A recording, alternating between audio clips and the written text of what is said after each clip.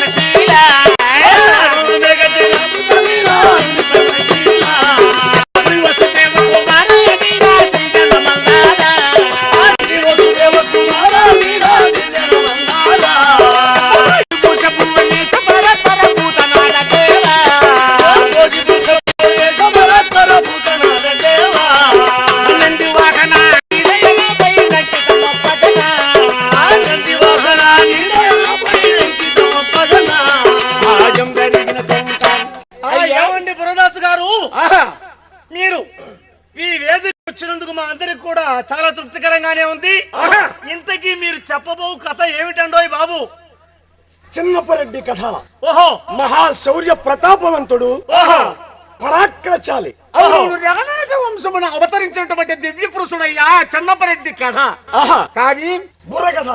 చిన్నపరెడ్డి కథ, బుర్ర కథ, రెండు కథలు చెప్తారన్నమాట. ఇప్పుడు రెండు కథలు ఏమిటయా బాబు? చిన్నపరెడ్డి కథను బుర్రకథ రూపమున చెప్పబడు. అయ్య బాబోయ్, బుర్రకథ రూపమున అంటే నీ బుర్రకథ రూపమున, నా బుర్రకథ రూపమున? నీ బుర్ర నా బుర్ర తలపురల కథ కాదయ్యా. తొందర బట్టు చెప్పున్నదే బుర్రకథ అంటారు బాబు. ఇది బట్టి చెబితే బుర్రకథ అండి. ఇక మా బుర్ర ఉపయోగించి మీ బుర్రకథ తింటాము. అదేవండి. జిల్లాలో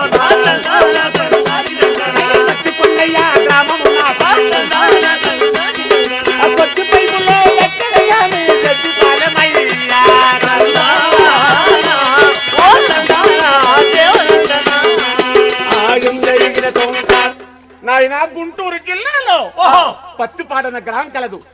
ఆ పత్తిపాడు కొంత దూరమున రెడ్డిపాలెం అనే గ్రామం కలదు. ఆ పత్తిపాడు పక్కన రెడ్డిపాలెంలో ఏం జరిగిందంటావు? మోటాటి వంశమునకు చెందినవారు కోటప్ప స్వాముల వారి భక్తుడయ్యా ఆ ముసలారెడ్డి అలివేలమ్మ. కావున వారికి ఒక కుమార్తెయు ఒక కుమారుడు అవతరించారు. ఆపరేషన్ చేయించుకున్నారేమోలే, లేకపోతే ఎక్కువ పుట్టేవారేమో. నాయన ఎప్పుడొచ్చాయి ఆపరేషన్లు? పూర్వకాలం ఎక్కడి అయ్యా? అప్పుడు లేవంటావా? లేవు నాయనా. ఓ ఎలాంటి వాడయ్యా చిన్నపరెడ్డి? ఏ నాకాడి గొప్పవాడా? అయ్యా సోదరా మరి చెప్పు చూద్దాం. అన్నా చూడు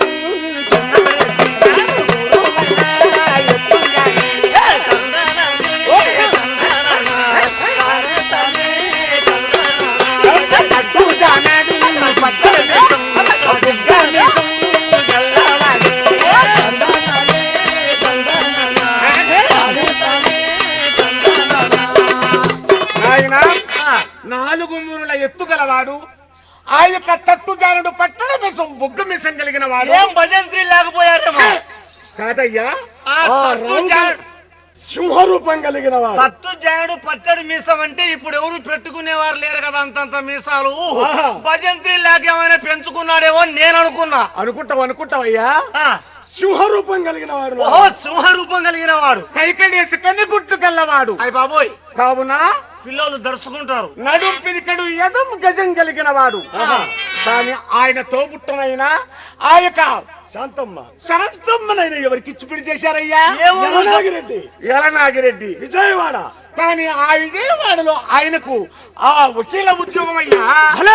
అంటే వారి మామగారికి వకీలు ఉద్యోగం. అబ్బా, కానీ ఆ పత్తి గ్రామం ఉండేటటువంటి వారంతా వీరి దాయాదులే, వారు కూడా మోటాడి కాపులే. అవును, ఆ పత్తిపాడు గ్రామంలో ఉండేది కూడా మోటాడి కాపులే. ఈయన మాత్రం రెడ్డిపాలెంలో ఉన్నాడు. కానీ ఈ చందపరెడ్డికి ఆ యొక్క అన్నదమ్ములకు సరిపడదయ్యా. వారి దాయాదులకి ఎప్పటికీ సరిపోదు. అదే చెప్పారు కదా, దాయాది మస్త్రం దడి కింద పోరని. నాకెందుకు తెలియదులే, నాకు ముందే తెలుసు. అప్పుడు ఈ యొక్క రెడ్డి గారు ఎక్కడికి? విజయవాడ గ్రామానికి వచ్చాడు. రాగా విజయవాడ గ్రామంలో వెలనాగిరెడ్డి అచ్చం పట్టు కోడలను పట్టి ఇట్లాడయ్యా నేత దూలను. అవి ఎలా ఉన్నాయి? ఏంటి ఎద్దులు? ఓహో, కోడి దూలను పట్టుకున్నాడే వారి మాంగారు. అయ్యలా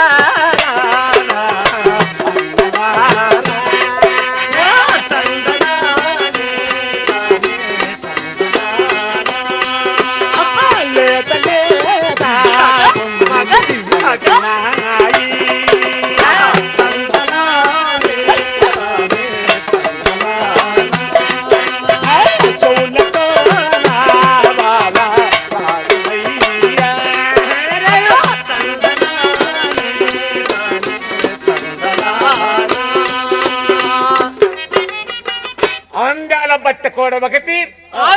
బట్ట కోడ ఒకటి, అచ్చము ఆ యొక్క తెలుపులో ఒకటి.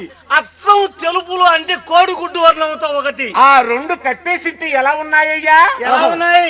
ఎంతో అన్యోన్యంగా, ఎంతో ఆనందంగా ముద్దులాడిగా ఉన్నాయట ఆ దొల్లు. ముద్దొస్తున్నాయన్నమాట.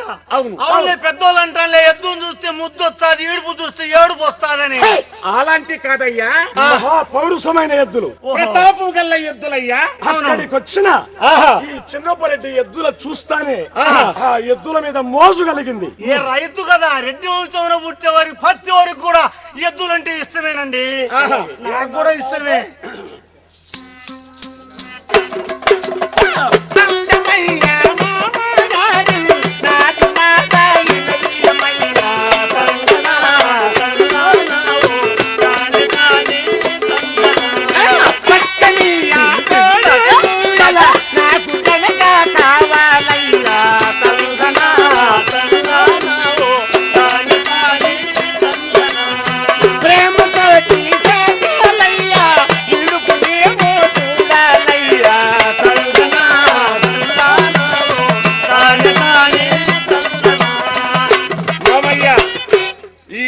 చూస్తే నా మనసు వాటిని వదిలిపెట్టిపోలేదు.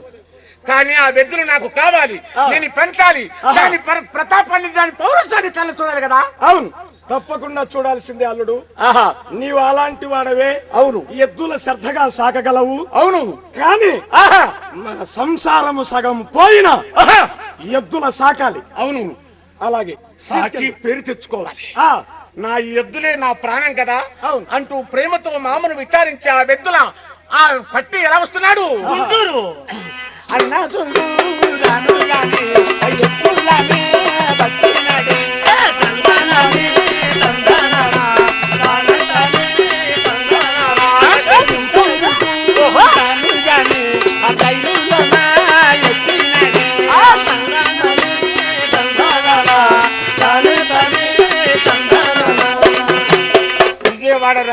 తెచ్చాడయ్యా పెద్దల? విజయవాడలో రైలుకెత్తి గుంటూరులో దింపాడు. గుంటూరులో దించాడు. ఆ వెద్దుల తీసి ఆ పత్తిపాడు గ్రామంలో వెళ్తూ ఉంటే మరే ఈ యొక్క దాయాది వారంతా చూసి, ఒరే చిన్నోడా, ఆ ఎద్దుల వంక ఎర్రబార చూస్తున్నారు దాయాది వాళ్ళు. ఆహా ఎక్కడో మంచి కోడలు పట్టుకొచ్చాడు. ఎక్కడో మంచి కోడలు పట్టారా? ఆహా పడితే సాగద్దు, అవునవునులే. సాగేది కదా కనపడేది. సంసారంలో పట్టు లేదు కదా, ఎలా సాగలడురా అవునవునవును, మనము చూద్దాం లేరా అంటూ ఉన్నారు, చిత్రపోతున్నారు. ఆ. అక్కడ నుంచి ఈ యొక్క చెన్నపరెడ్డి గారు ఎలా వస్తున్నారు? ఎలా? పరుగుపరుగునా బయలుదేరనా చెన్నపరెడ్డన్నా. తందనాని తందాని తందనాని కొండలు కోనరి తెల్లగాటనా మహాపేరినాడే. తందనాని తందాని తందనాని గడిపాలెము చేరవచ్చరా చెన్నపరెడ్డన్నా. తందనాని తందాని తందనాని ఇలాగ పరుగు పరుగున ఆ చెన్నపరెడ్డి గారు వెద్దలు తీసి ఈ రెడ్డిపాలెం చేరుకున్నాడట. రెడ్డిపాలెం చేరుకున్న చెన్నపరెడ్డి వారి తండ్రి ముసలారెడ్డి, వారి తల్లి అలివేలమ్మ చూసి ఏమన్నదయ్యా? ఏమన్నారు? నాయనా పేరంటే ప్రఖ్యాతి కొడుకో, నైనా చెన్నారెడ్డి కంట బంగారపు కొడుకో నైనా చెన్నారెడ్డి గడిగల్లరా చెన్నపరెడ్డి ఎద్దులను రాసూచున్నాడు. నైనా చెన్నారెడ్డి రెండు ప్రఖ్యాతిర కొడుకో నైనా చెన్నారెడ్డి ఏమైనా నువ్వెంత ఖర్చైనా ఎద్దులనేమో నీవు దాకరా నైనా చెన్నపరెడ్డి. రెండు ప్రఖ్యాతిర కొడుకో నైనా చెన్నారెడ్డి చెన్నపరెడ్డి ఈ పనిలో మాత్రం ఒప్పుకున్నానయ్యా. రైతు కుటుంబానికి చెందినటువంటి వెద్దుల పట్టుకుని వచ్చావు. పట్టావు. ఈ వెద్దుల మన సంసారం ఏమైనా సరే, ఏమైనా పర్వాలేదు, చిందర బందరైనా ఈ వెద్దుల కష్టపడి సాకాలి, సాకాలి, దానికి అడిగినంత తిండి పెట్టి సంరక్షణ చేయాలి సమృద్ధి చేయాలి అంటూ తల్లిదండ్రులు సంతోషిస్తున్నారట. ఏందయ్యా ఎద్దలు తాకేదానికి అంత భయపడి అంత విధంగా చెప్పాలనా? ఒక అర్ధ ఎకరా మేపు సప్పేస్తే సరిపోదు. పిచ్చోడా, లేదు నాయన, అలాంటి మేపుతో చాకలేదు చెన్నపరెడ్డి. ఏం మేపు వేసి ఏమి దానా వేసి ఎలా సాగుతున్నాడో ఒక్కసారి విను. చెప్పయ్యా, ఇంట నేనే కాకుండా 10 మంది వింటారులే చెప్పు. 12 మంది గుమ్మస్తులను పెట్టాడు వెద్దుల సాకుటకాయన. ఎద్దులు తాకేదానికి 12 మంది గుమస్తారు. వారి నాయనో, ఏమయ్యా 12 మంది దేనికయ్యా బాబు? చూడు ఆ ఎద్దులు ఏమి దాని తింటాయో. ఇదిగో ఆహా 50 ఆవులు ఉన్నాయి మాకు. నేను ఒక్కరిని మేపకొచ్చ కొండకు పోయి. మరి నువ్వేందరూ 2 ఎద్దుల కోసం 12 మందిని పెట్టాడంటే విచిత్రం కాదు? చూడు నాయన ఎద్దులకు దానా ఏం పెడతాడో. ఏం పెడతాడో చెప్పు.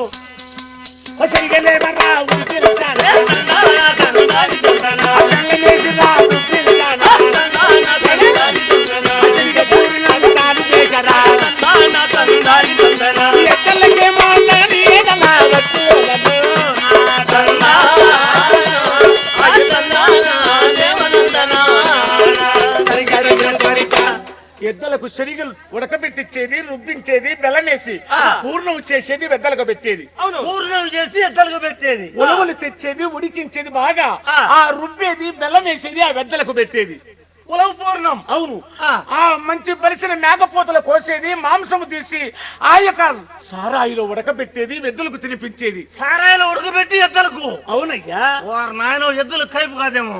ఆ వెద్దులను అలా పుష్టికరంగా మేపుతున్నాడట ఎద్దలను. అవును. ఇంకా ఆ విధంగా మేపితే మాంసము, ఉలవలు, శనిగలు, ఇంకా పత్తి గింజలు, పూర్ణం.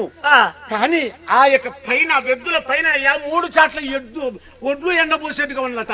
అంతా బలిసిపోయాయి. అవునవును. మెడ తెరకుండా బలిసి ఉన్నాయి. ఓహో. అప్పుడు చెన్నపరెడ్డి చూశాడు. చెన్నపరెడ్డి చూశాడు, ఎద్దులంటే ఇలా ఉండాలనుకుంటున్నాడు. ఎద్దులు రోసానికి వచ్చాయి, ఆ ఎద్దులు తూకొచ్చాయి. అవునవును. ఇప్పుడు ఈ పరిసర గ్రామాల్లో ఎక్కడే గాని సోగ ఇచ్చే పందెము రాలేదే. నా ఎద్దుల తగిలించి వాటి శౌర్య ప్రతాపాన్ని కళ్ళ చూడాలని నా మనసు తొనికిసలాడుతుంది. అవునవునవును, ఉవ్విళ్ళూరుతుంది అంటూ ఉన్నాడు. మామగారితో కూడా ఆ మాట వెనుక చేశాడు. మామయ్య, ఈ ప్రదేశంలో ఎక్కడనైనా ఎద్దుల బేరం, ఆ ఎద్దుల దూలపు పందెం వచ్చినా నాకు వెనుక చేయము. నాకు వెనుక చేయి మామయ్య. నా ఎద్దుల కట్టి నా ప్రతాపాన్ని చూస్తాను కదా. నా పేరు నిలబెట్టుకుంటానన్నాడు చిన్నపరెడ్డి. అలాగే అంటూ ఆ సమయం ఉగాది పండగ పోయిందయ్యా. అవునవును, శ్రీరామనవమి వచ్చింది. అక్కడ రామాలయం కలదు. అవును, విజయవాడ గ్రామంలో. కానీ ఆ రామాలయం వద్దనే ఆ మహానుభావుని వెలనాగిరెడ్డి విల్లు కలదు. కానీ ఎద్దుల పందెం పెట్టాడయ్యా. ఎద్దుల పందెం పెట్టాడు.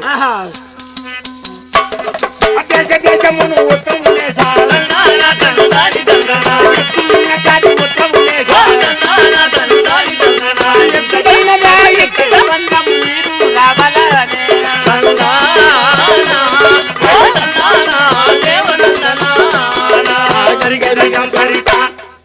చుట్టూ పరిసర గ్రామాలకు సాటించాడు.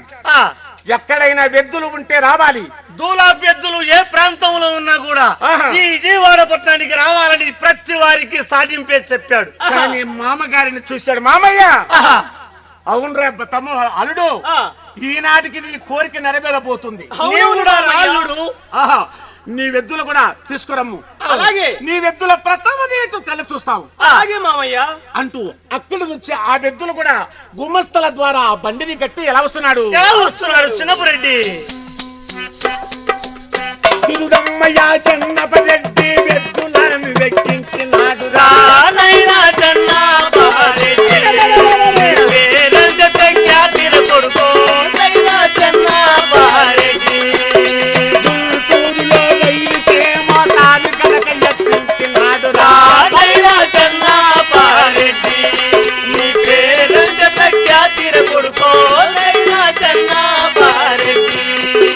విజయవాడకు చెరగికొచ్చిన విజయవాడలో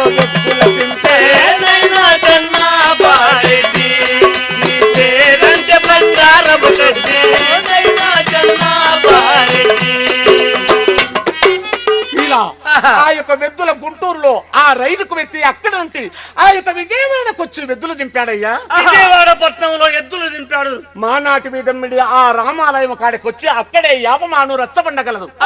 అక్కడ వెద్దుల కట్టేయించాడయ్యా. ఎద్దుల కట్టేయించాడు చిన్నపరెడ్డి.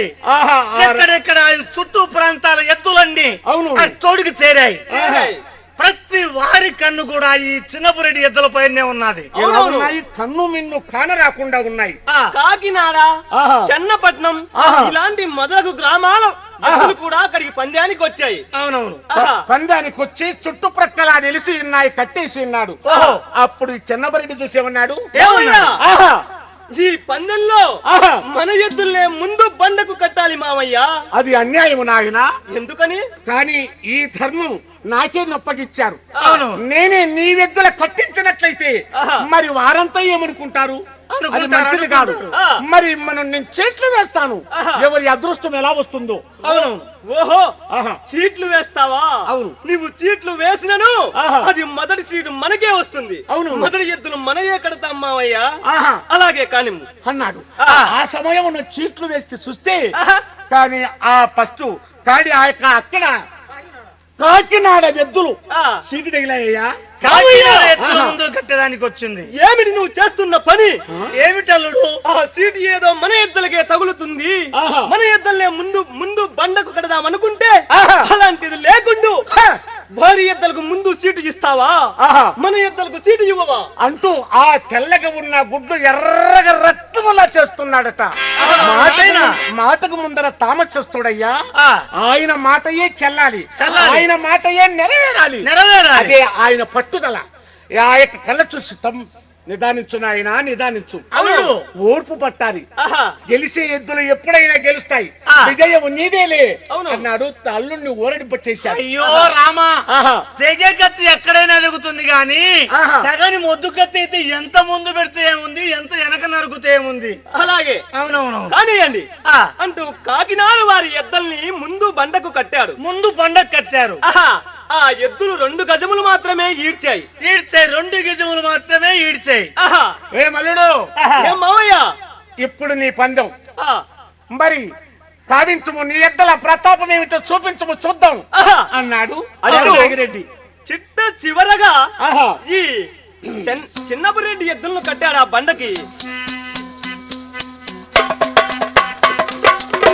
చేసిన ఎద్దులైతే నా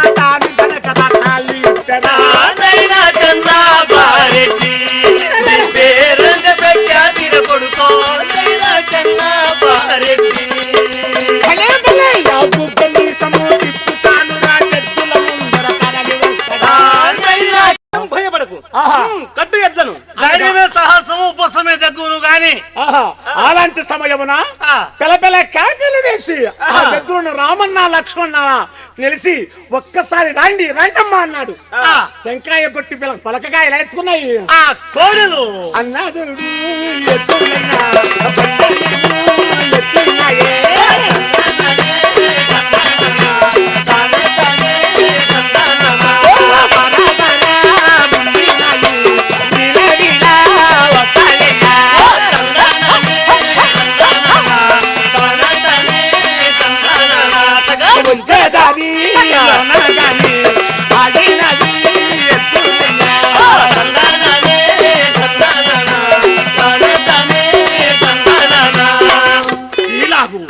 ఒక్క తగులికే అయ్యా 30 గజములు ఇగ్గాయ్యా.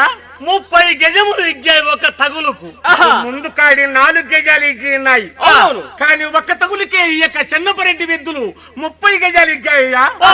ఓహో ఇక టైం ఉంది, నేను ఆ ఎద్దులు తగిలిస్తాను చూపిస్తాను నా ఎద్దుల ప్రతాపం అంటూ దిగ్గులు లేసి మళ్ళీ 2 తగులు తగిలించాడయ్యా. 2 తగులు తగిలించాడు. ఎలా వస్తున్నాయి? పరుగు పరుగు నాగరలి వస్తాయే వ్యక్తులైన దేవా.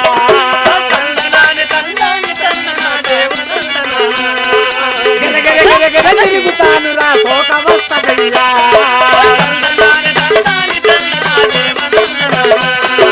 బల బల బల బల జరుగుతాను రా శోక వస్తయ్యా.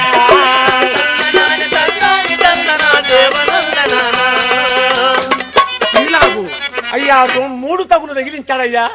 తగిలించే వేలకు 60 గజాలు ఎగ్గాయట. 60 చిన్నపరెడ్డి ఎద్దులు. అప్పుడు చూసి అసిబిడ్డ శిశుబాల స్త్రీలు పురుషులు బాలికులు బాలులు అయ్యా నూగు మిసకాళ్ళంతా కళ్ళ చూసి అబ్బా ముక్కు మీద పెట్టుకున్నారు. ఈ ఏమి ఎద్దులు రా బాబు అని. అవతల కాడి 4 గజాలు తగులు తిప్పితే ఈ 3 తగుళ్ళకు 60 గజాలు వచ్చాయి. అమ్మ బాబోయ్ సామాన్యమైన వ్యక్తులు కాదు, ఈ ఎద్దులే కాదు దునపోతులు. మహాబలమైన కోడెలు, మహాబలమైన కోడలి. రైతు సంఘములో రైతు రాజును చేసి ఆ యొక్క ఎద్దులు బసవ దేవతలు ఆయన. అవునవునవును. ఆ ఎద్దులు ఆ కాడి ఇప్పాడు. కాడి అంటూ సంబరపోతూ ఉన్నారు. కానీ 600 మంది మటాడి కాపులు కల్లా చూశారు. వారి కడుపులో అబాలు పోసి నలిచినట్టు బాధ యాద ఎక్కువైపోయింది. ఒరే చిన్నవరా, ఏంట్రా ఇక్కడైనా మనం ఆ చిన్నపరెడ్డిని చంపవచ్చు అని కుట్రమన్నాం. ఏం చేస్తావురా? ఏమి చేయలేవు. మరి ఇక్కడ కూడా మన ఎత్తు పారలేదు, మనకు అవమానమే. మరి ఏం చెయ్యాలరా? ఇప్పుడు పోయి చిన్నారెడ్డి పైన మనం చెయ్యెత్తామా చిన్నపరెడ్డి కన్నా ముందు మన ప్రాణం పోతుంది. మన ప్రాణం వాడొక తన్ను ఈడొక తన్ను తన్ని చంపుతారు. వద్దురా, వద్దు. నేను చెబుతా ఉండ్రా. చెప్పురా బా. ఇల్లు అలుగుతానే పండగ అవుతుందా? ఎక్కడి నుంచి అవుతుందంటావు? ఇప్పుడు ఈ నుంచి మన ఊరికి రాడు. మరి మన ఊర్లో నుంచి అవతల ఊరికి పోతాడు. అప్పుడు చూసుకుందాం. దారిలో కాపు కాసి చెన్నపరెడ్డిని నయ్యంతో వంచన చేయాలి కండలుగా చెన్నాడాలి అంటూ ప్రగల్భాలు పలికి వారి దాయాది వారైనా వెళ్ళిపోయారు. ఎద్దుల కాడి ఇప్పారు. ఆ యొక్క రైతులంతా చూసి ఏమన్నారు? అయ్యా చెన్నపరెడ్డి గారు ఆగు. ఏమిటి నాయనా? అయ్యాలారా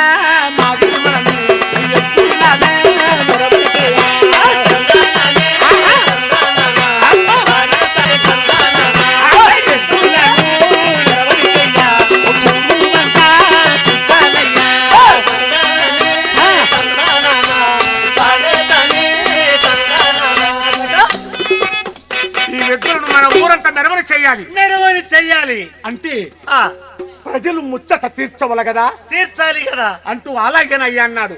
తప్పెట్టు తాశాలు దేని మృదాంగములతో నెరవనవుతూ వస్తున్నా. ఏమయ్యా నీ ఎద్దులకు బహుమానం ఇదో.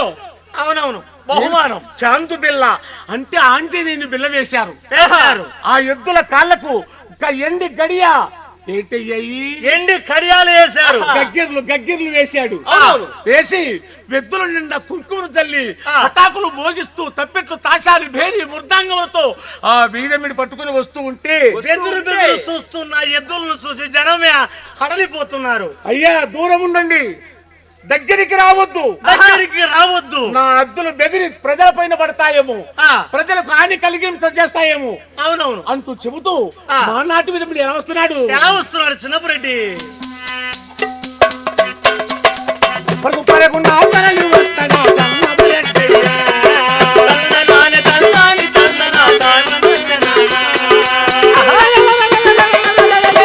నాటి రాజీలన్నీ మెరవనెత్తడయ్యా.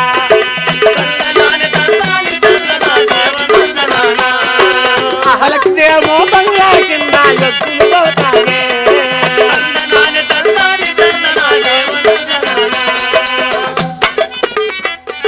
ఇలా ఎద్దులు తప్పెట్లు తాశాలు భేరి మృదంగములతో మెరవని చేస్తూ వస్తున్నారు. కలెక్టర్ బంగ్లా కిందికి వస్తున్నాయి ఎద్దులు. అక్కడి నుంచి మెరవనవుతూ చిన్నపురెడ్డి వస్తూ ఉండగా ఎవరు చూశారయ్యా? కలెక్టర్ కళ్ళ చూశాడు. జిల్లా కలెక్టర్.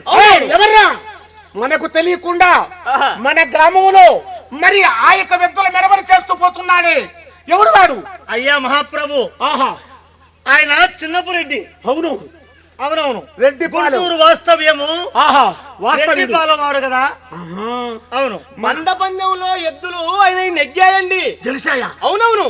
కానీ నేను పెద్దవాడునుండా కదా, ఆహా, నాతో ఒక మాట అయినా చేయాలి కదా. అవునవును. నాతో చేయకుండా పోతున్నాడే. ఏమిటో చెప్పు. ఎరుగుపరుస్తూ పోతున్నాడే. ఒరే గుమస్తలారా, అయ్యా ఒరే గుమస్తలారా, ఆహా. ఎవరు ఆ చిన్నపురెడ్డి?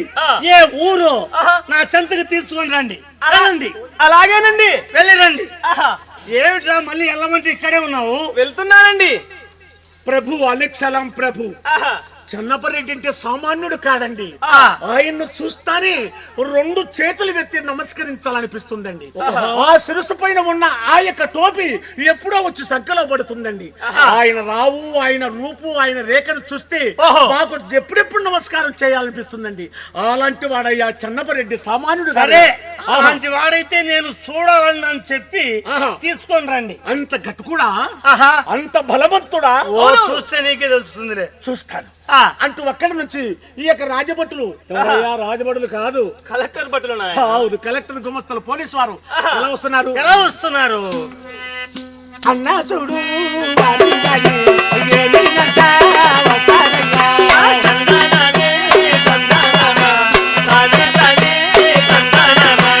రాగి వ్యక్తి ఇంటికయ్యా, చేరినారు గుమస్తల.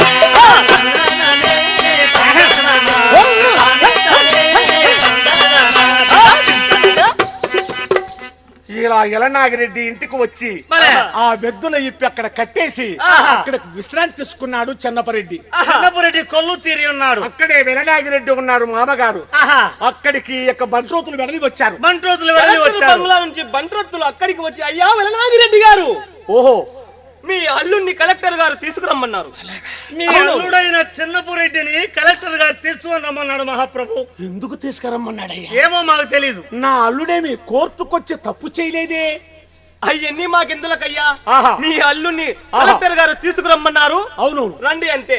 అలాగే నాయన అల్లుడు ఆహా, ఏమో పెద్దారు. ఆ, ఈ యొక్క కలెక్టర్ గారు జిల్లా అధికారి కదా, అవునవును. పోయి పిలిచారంట, కలిసి మాట్లాడి వస్తామరా. ఆహా. ఎలా వస్తున్నాడు? ఎలా వస్తున్నారు? అంటూ ఎలనాగిరెడ్డి ఎలా వస్తున్నాడు? పరుగు పరుగునను తరలినాడు రా నైనా చెన్నాపారెడ్డి, నీ పేరంటే ప్రఖ్యాతిని కొడుకో చెన్నాపారెడ్డి.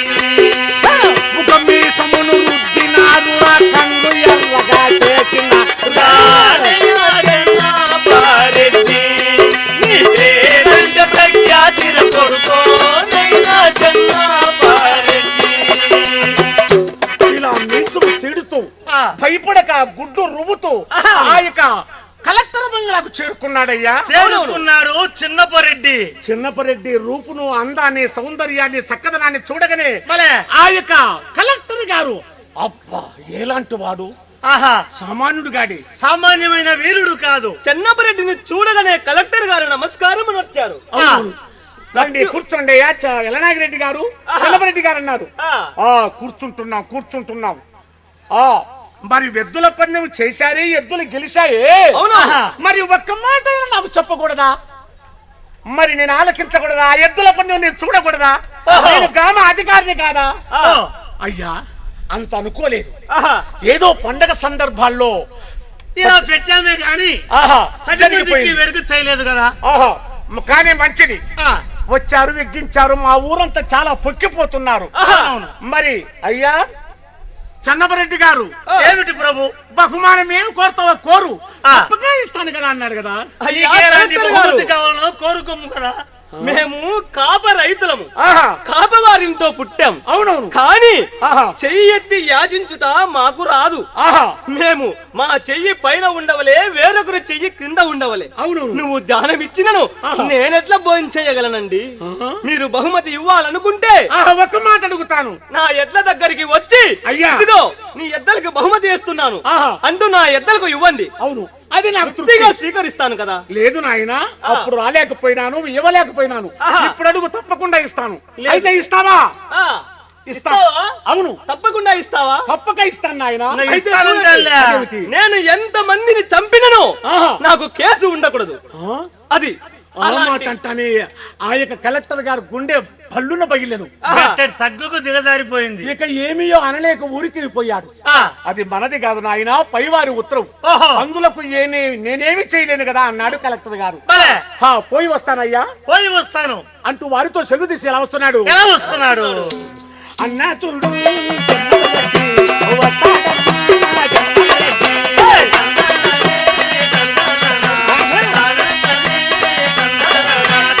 అన్నగా చేరినాడా, చెల్లెమ్మ గారు నానన్నాడు.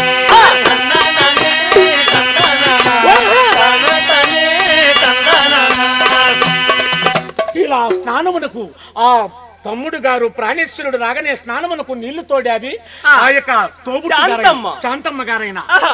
అప్పుడు మొల్లో ఉన్న ఆ యొక్క రైపోలు తీసి పక్కన పెట్టి పక్కన పెట్టి చిన్నపరెడ్డి స్నానం ఆచరించి భోంచేసి దుస్తువులు కట్టి ఇక నేను పోయి వస్తానా. ఆహా. మామ వారం రోజులు అవుతున్నా నేను వచ్చి, ఇంటికాడ అందరూ ఏమనుకుంటుంటారు అవునవును. అంటూ వెంటనే వెద్దుల ఆ 12 మంది సిపాయిలను ఎంబడించి ఆహా. ఆ యొక్క విజయవాడలో రైలుకి ఎత్తించాడయ్యా. అసలు మళ్ళీ రైలుకి ఎత్తించి గుంటూరుకి ఎలా వస్తున్నాడు చిన్నపరెడ్డి? ఆహా, గుంటూరులో దిగి గుంటూరులో దిగి వస్తూ ఉన్న సమయమున గుమస్తలు చూశారు. ఆ, ఏమయ్యా ఆహా. పత్తిపాడు, అవును. మీ దాయాదులకు మీకు సరిపడదు కదా. వారంతా మీ మీద మహా కుట్రతో ఉన్నారు మహాప్రభు. ఇక్కడి నుంచి నా మాటిని దారి కట్టొచ్చి ఏమైనా చేయగలరు. అవును. అయినా మనం ఉండేది 12 మందిమే. ఆహా. నా మాటిని పక్కన దారి ఉంది కదా, పక్క దారిలో పదావరి దౌర్భాగ్యుడా, ఏం కూసావురా? ఎద్దలకు పెట్టే తిండినంత తిని మీరు బలిసి ఉన్నారే. అవునవును. మరి అలాంటి శక్తి బలమంతా ఏమైపోయిందిరా?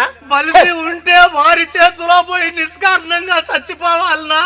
నేనున్నాను, రేయ్, భయం లేదు. మీకంత భయం అయితే ఆహా. మీరు బల్లో రండి. అవును. నేను దిగి బండి ముందు వస్తాను ఆహా. అంటూ ఇక చంద్రాయుధాన్ని ఏమీ లేదయ్యా. చేతబట్టి ఆ రైపోలు అక్కడే విజయవాడలోనే మరిచిపోయాడు. మర్చిపోయాడు చెల్లెమ్మ. ఎద్దులతోలే ముళ్ళుగర చేతిలో ఉన్నది. ఆ ఎద్దుల ముందు దిగి ఇలా వస్తున్నాడట. ఎలా వస్తున్నాడు? ఎలా వస్తున్నాడు? పాలు తిరుగుతా వస్తున్నాడే చిన్నపరెడ్డేనా. వాళ్ళు తిరుగుతా వస్తున్నాడే చిన్నపరెడ్డేనా. సబాయి మీద వస్తున్నాడే చిన్నపరెడ్డేనా. సవాయి మీద వస్తున్నాడే చిన్నపరెడ్డేనా. పత్తిపాడు నడవీధులు పోతున్నాడట చిన్నపరెడ్డి. చూశారు దాయాదులంతా. అమ్మో, గడగడ పదురుతున్నారట. వాళ్ళు చంపేది ఇంకెక్కడా? అదా, ముందుగానైనా దారిలో ఆ వాగులో పట్టుమని అవునవును. హింస చెయ్యాలి. ఆ ఈదుల్లో, అవును ఈత చెట్లలో మనమంతా కాసుకొని వాని ఎలాగైనా సంపాదిపోద్దు. అవును. 600 గాని అగ్గురారం పాడు గాని అయ్యవారు జొన్న సేలమిడి పరిగెత్తని మనం మాత్రం పోవాలి. పద మాట నిలబెట్టుకోవాలి. పద. ఒరే ఆయన వాడు. దగ్గరికి వచ్చిన దాకా ఎక్కడ ఉందాం, దగ్గరికి వచ్చిన తర్వాత ఎటో ఒకటు అంటూ అంతే. ఆ పద, వాగులోకి నీకు తెలీదు. వచ్చి ఆహా. ఈత చెట్లలో ఈత కళ్ళు త్రాగి ఆహా. అక్కడ ఉన్నారట. నీటి కట్టలు, బర్జా కట్టలు, గండగొడ్డెలు, యాటు కొడవళ్ళు చేపట్టి అక్కడ నిలిచి ఉన్నారట. ఈ ఎద్దులయ్యా ఆ నగల్లో కూర్చొని వస్తున్నాడట. చిన్నపరెడ్డి వాగులే దూకాడు. వాగులో దూకాడు. వస్తున్నాడు వస్తున్నాడు వస్తున్నాడు, లేవండి లేవండి. పదండి ఇంకా పారిపోదాం. పదండి పారిపోదాం. మాట్లాడుకుంటూ ఉంటే అరిపోతావా? మరి ఏం చేయాలి? చెన్నారెడ్డికి బెదిరేగి ఆ చిన్నపరెడ్డి తునతునగా చెయ్యాలి. తురా అవును. మనమా? ఆహా. మనం అవును అయ్య బాబాయ్ నాకుంటే ఆగదు. ఆహా. ఎలాగైనా నేను ముందు బాగా వెనకొస్తాగా. అంటూ వేదముతో లేచినారు అప్పయ్యావే. వేదంతో లేచినాడే మొదటి వారేనా? వారు వచ్చిన మా కనుగారే. వారు వచ్చేనా చిన్నప్పుడేనా? వెనకనే తిరుగుతూ వచ్చారు. కొట్టారు. అక్కడ ఉన్నవారు వీటకట్ట విసిరి కొట్టాడయ్యా. ఆ యొక్క చెన్నపరెడ్డికి నగల్లోనే ఉన్నాడు. చూశాడు. కట్టెసాము అయ్యా, కట్టెసాము పైల్వాన్ పాడు కుస్తీ నేర్చుకున్నవాడు చిన్నపరెడ్డి. కరాటే నేర్చుకున్నవాడు చెన్నపరెడ్డి. ఆ కత్తిని వచ్చే ఈత కట్టిని చూసి ఆ ఈత కట్టిని అలాగే పట్టి అట్టే పట్టుకున్నాడు. పట్టుకుని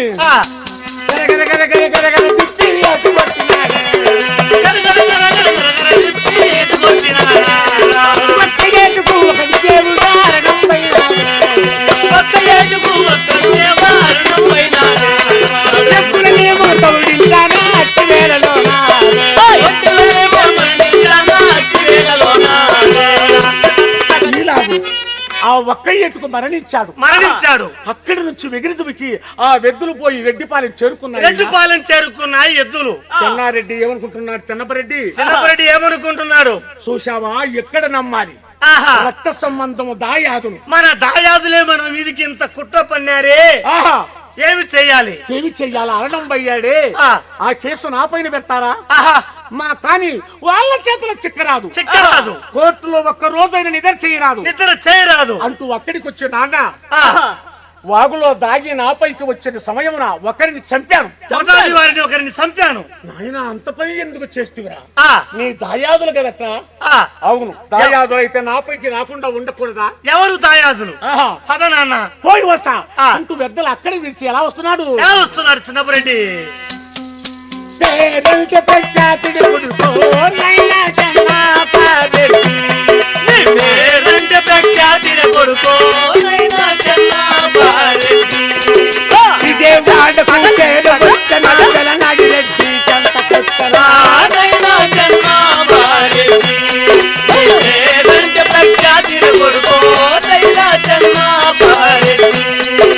దండమయ్య 10,000 దండము మామగారు వరనాగిరెడ్డి.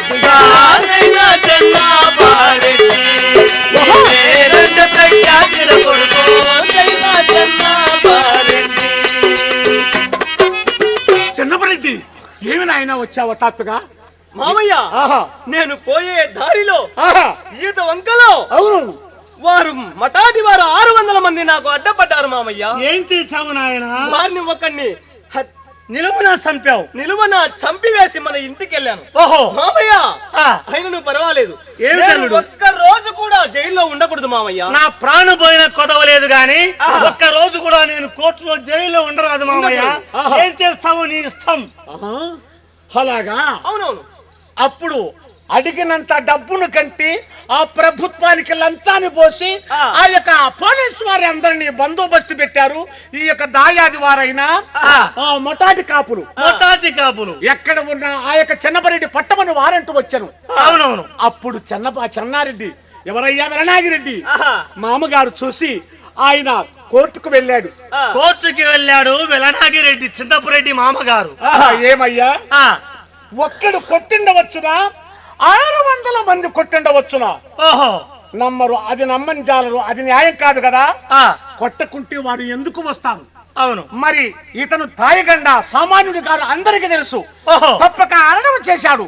తప్పక ఈ కోర్టులో జైల్లో ఒక్క 6 క్షణాలైనా పెట్టకపోతే నా పేరు కలెక్టర్ కాదు అన్నాడు కలెక్టర్ గారు. చూశాడు వెలనాగిరెడ్డి.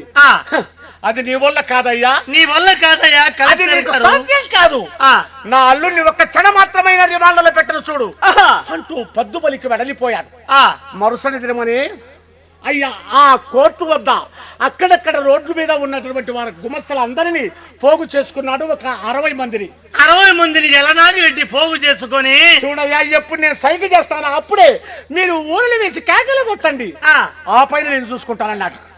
కానీ నాయన చెన్నపరెడ్డి పద అంటూ అల్లుని వెంట తీసి ఎలా వస్తున్నాడు చిన్నపరెడ్డి? అన్నా చూడు చెన్నపరెడ్డి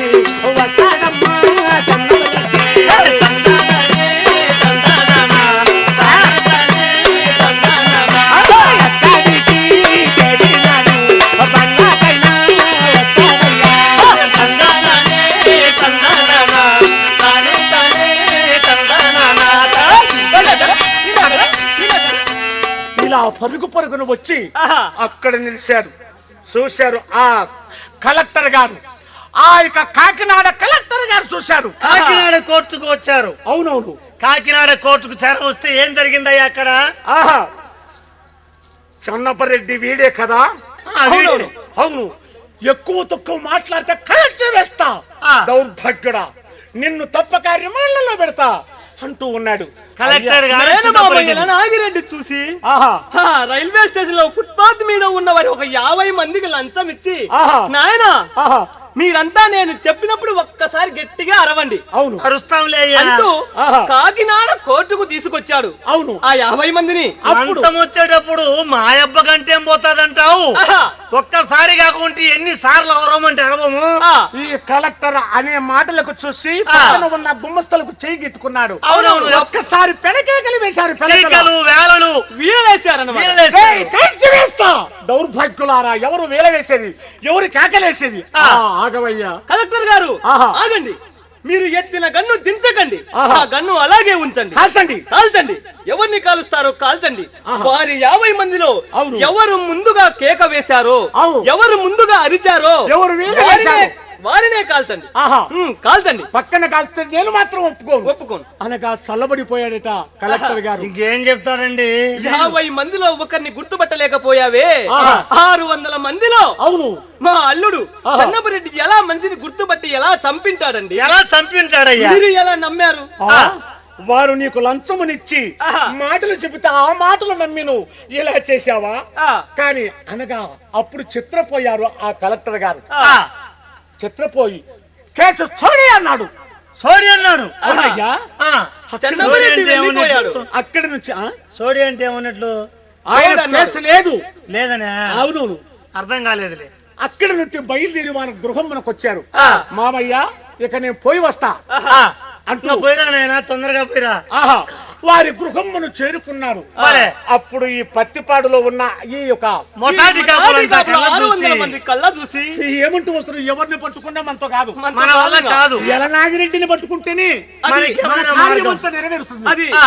అంటూ దండమయ్య 10,000 దండమా, తందానా, తందాని తందనా, నమ్మకల రాజీని చెయ్యవా, తందానా, తందాని తందనా, కరుణ జోగితా పడయ్యయ్యా, తందానా, అయ్యో తందానా, దేవనా. మేమంతా దాయాదులం, దగ్గర వాళ్ళం, బంధువులం. మరే. మరి మమ్మల్ని చూస్తే అలా మెట్టిపడుతూ ఉన్నాడు, ఆ. మమ్మల్ని సంపాలని విరవీగుతూ ఉన్నాడు. మీరు ఎలాగైనా చేసి మమ్మల్ని రాజీ చేయమయ్యా అలాగే అన్నాడు వీరనాగిరెడ్డితో. ఆ, అప్పుడు అక్కడి నుండి ఆ యొక్క చెన్నపరెడ్డి పిల్లంపి వీరిని నాయనా. వారిని కలిపి మీరు ఎప్పుడైనా అన్నదమ్ములు, అన్నదమ్ములు దాయాదుల బిడ్డలు, దాయాది మీరు వస్త్రం ఒక్కటైపో- దడి కింద మంట. ఏంటేంటి? దాయాది వస్త్రం దడి కింద మంట. అవునవును. మీరు ఎప్పుడు సరిపోకుండా ఉండేదే మీరు. చిచి, చిచి. ఆ. మీరు ఎప్పుడైనా ఒకటి కావాలి, ఎవరైనా మీ మిందికి రాకుండా ఉండాలి. మీరు కలిసి ఉంటే మీ మిందికి ఎవరు రాలేరు నాయన. కలదు సుఖం. కలిసి ఉంటే కలదు సుఖం. ఆహా, అంటూ చెన్నపరెడ్డిని అక్కడికి పిలిపించి ఆ యొక్క దాయాదులతో ఈ చెన్నపరెడ్డిని చెన్నపరెడ్డికి రాజీపరిచారు. ఆహా, రాజీపరిచి ఇక నేను పోయి వస్తాను మామయ్య ఆ. అంటూ అన్నదమ్ములంతా కలిసి వచ్చే సమయమున పత్తిపాడు గ్రామం చేరుకున్నారు. పత్తిపాడు గ్రామం చేరుకున్నారు. మరి అక్కడ ఇక్కడ కట్టడం ఏందిరా, మన ఊర్లో సోగ ఉంది కదా, అవును. ఈ సోగని మన ఎద్దగట్టి ఇడిపించు. ఇడిపించాలి ఈ తొందరగా. సోగను మన ఎద్దులకు కట్టమందువా? అవును. అన్నయ్య, ఆహా. ఈ సోగకు నా 2 ఎద్దులు అవసరం లేదన్నయ్య, ఆహా. ఒక్క ఎద్దుతో ఈడిపిస్తాను, చూస్తా. ఆంగాల బట్ట కోడితోనే విడిపిస్తాను చూడు. నీకు గర్వం ఎక్కువ రాని గర్వం నేను తింటా చూడు. లేదు. అంటూ లేదు నీకు. ఆందాల బట్ట కొడను పట్టకచ్చి బండ ముందుకు ఎలా కడుతున్నారు? ఎలా కడుతున్నారు? కానీ పందెం ఒప్పించారు రాత్రి వేళని. ఈ యొక్క దాయాదులయ్యా సోగకు గడార్లు వేసి పోలీసు వారిని పిలవనంపి వారికి గడార్లు పత్తి వేసి వారికి కూడా ఆ యొక్క బిగ్గొట్టారు ఆ సోగను. ఆహా. పోలీసు వారికి లంచమును ఇచ్చారు. అవును. ఆ లంచమును ఎద్దలను ఇచ్చి చెన్నపరెడ్డిని అరణం చేయాలన్నా కాల్చివేయమని చెప్పారు. అలాగునా ఆ రోజు వచ్చెను. అప్పుడు ఆ చెన్నపరెడ్డి వెద్దురు తెచ్చి బండికి కట్టాడయ్యా. కట్టాడయ్యా. బండికి కట్టి బండ మీద నిలబడి ఆహా. అయ్యా కేక వేసే సమయమున ఆ. అయ్యా ఎవరయ్యా ఆ పోలీస్ వారు, ఆ రిటైర్ పోలీస్ వారు అంతా చూసి ఒక్కసారి ఆ బండ లాగించే సమయం ఏం చేస్తున్నారు పోలీసు వారు? మందుగుండు ముందు కాల్పించే అచ్చివేలలోన ఏదో తొలగిసారే మందుకుంటాని. ముందు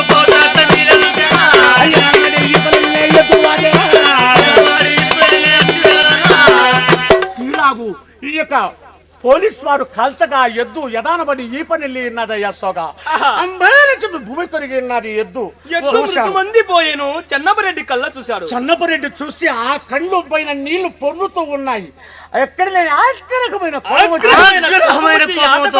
యాటకొడలు చేపట్టి ఎయిడు ముతలేసినాడు.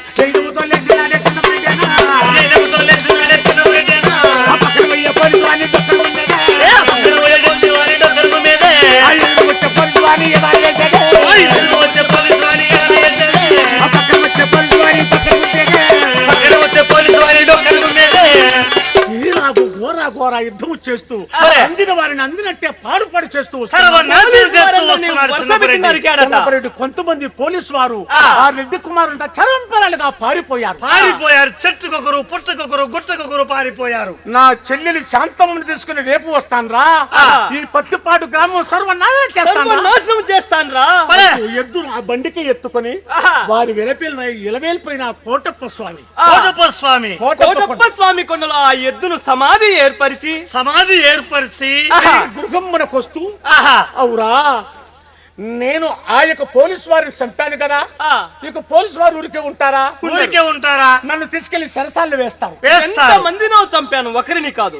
అలాంటి పోలీసు వారిని చంపితే నాకు శిక్ష పడుతుంది. అవును, నాకు శిక్ష పడి నేను కోర్టులో ఉండి ఆ జీవితాన్ని అనుభవించుట కంటే మరి వేరు బాధ లేదు. అవును, కావున నా చేతలారా నేను అరణంబు కావాలి. నా శవం మాత్రం వాళ్ళకు చిక్కాలి. అంటే మేడ పైన పవలించి ఉన్న సమయమున దిగ్గున పరులు పైకి లేసి అకోరాత్రి వేళ చెన్నపరెడ్డి 5 జన్ల బాకునయ్యా చేపట్టి అన్న చూడురా చెన్నపరెడ్డి బాకులే మరా చేత భక్తుడా నైనా చెన్నపరెడ్డి రేపే ప్రఖ్యాతిన కొడుకో నైనా చెన్నపరెడ్డి గగన తిప్పి ఇంటికే సగా వచ్చే బాకు పూలమ్ము వద్దరా నైనా చెన్నపరెడ్డి రేపే ప్రఖ్యాతిన కొడుకో నైనా చెన్నపరెడ్డి బాకురా యదాన బాడి పునగనగాయే నినాదిరా నైనా చెన్నపరెడ్డి రేపే ప్రఖ్యాతిన కొడుకో నైనా చెన్నపరెడ్డి కోటప్ప స్వామిని మదిన జడరా ప్రాణమునేమో వదిలినాడు నైనా చెన్నపరెడ్డి రేపే ప్రఖ్యాతిన కొడుకో నైనా చెన్నపరెడ్డి ఈ 5 జన్ల బాకును అయ్యా మింటికి వేశాడు. గరగర తిరుగుతూ వస్తూ నా బాకు వెదముడ్డాడయ్యా. కోటప్ప స్వామికి ఆ జయహో అని ఆ ఈపున బడి అదే నాయన పెద్దలన్నది. త్యాగములలో కల్లా మనసు త్యాగము రాదు, భోగములలో కల్లా విరాగ భోగము రాదన్నారు పెద్దలు. ఇంతలా వీరుడు కూడా త్యాగముతో అదే ఆ బాకును మింటికి ఎగవరేసి యథాని వడ్డాడు. ఆ యొక్క విధానబడి ఈపుని నాది బాకయ్యా. ఆ యొక్క కోటప్ప స్వామికి జయహో అంటూ అలా భూమి కొరిగి ప్రాణం విడిచాడు. ప్రాణాన్ని వదిలాడు చిన్నపరెడ్డి. బల్లు తెల్లవారగా ఈ పోలీసు వారంతా వచ్చి రెడ్డిపాలెం చుట్టుముట్టారు. చుట్టుముట్టు చూస్తే లేదయ్యా చనిపోయాడంటే లేదు పానంతో ఉన్నాడు అంటూ అలాంటి ఆ యొక్క శవాన్ని తీసి ఎక్కడికి వెళ్ళారు? కాకినాడ పోయి ఏం చేస్తారు లేవయ్యా. ఇప్పుడు నాకు తెలియగలుగుతా ఏంటో ఆ చిన్నపురెడ్డి అంతలా వీరుడు, అంతలా శక్తివంతుడు. ఓహో, మరి వారందరినీ కూడా హరణం చేసే శక్తి ఉన్నది, కానీ అహింసవాది కాదు నాయన. అవును, ధర్మాత్ముడు, న్యాయాది. కానీ న్యాయశీలుడు. అన్యాయానికి వస్తే ఆయన ఒప్పడు, అధర్మానికి వస్తే ఆయన ఒప్పడు. ధర్మానికి కాలం లేదు కనుకనే నేను ఎందుకు జైల్లో పడాలి అంటూ ఆయనే మరణించాడు. అక్కడి నుంచి ఎక్కడికి వచ్చారు? తీసుకుని కాకినాడ చేరుకున్నారు. కాకినాడ నుండి విజయవాడకు వచ్చారు. కానీ కాకినాడలో చూస్తే చచ్చిపోయాడయ్యా, చనిపోయాడు. ఈయన మాత్రం చనిపోయాడు అంటూ అయ్యా దానము చేయమని ఒప్పగించాడు. కానీ వింతడితో చూడండి, పోలీసు వారి చేతిలో దెబ్బ తినలేదు, పగవారి చేతిలో ఏటు తినలేదు.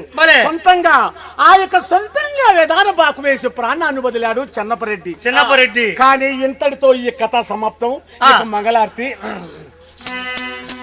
జయ మంగళం.